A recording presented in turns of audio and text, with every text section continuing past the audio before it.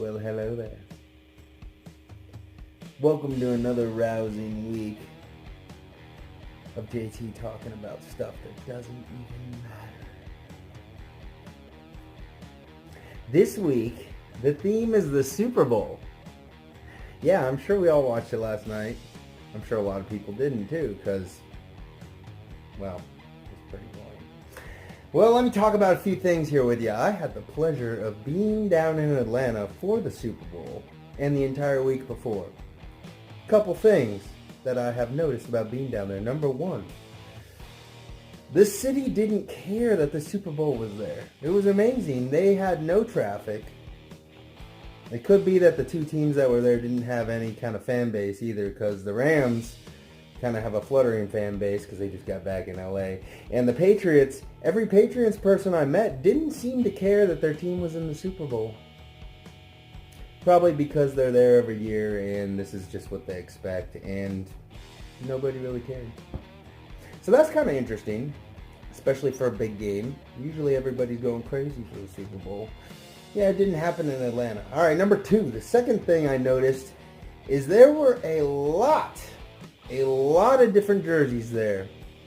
I saw so many New Orleans Saints jerseys, it was almost like they had no idea that their team didn't even make it to the Super Bowl.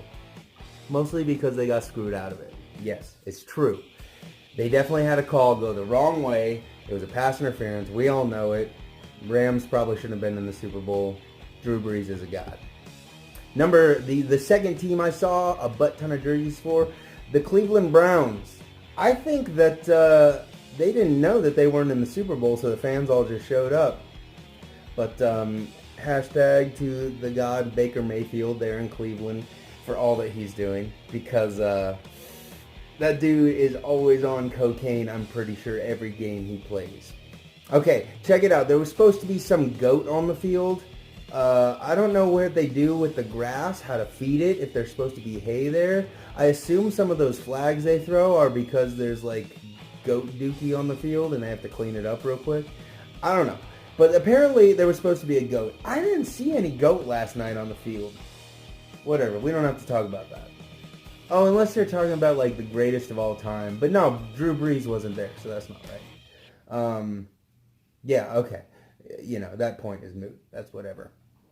Last thing I want to talk about, there was no Tony Romo there. Who the heck is supposed to get excited like a 16-year-old girl on prom night if Tony Romo's not there? I really missed out on that because, you know, the commentators that did the Super Bowl were very about the game and football, and they weren't being tickled by a little feather every time something happened. Tony Romo is my favorite for that.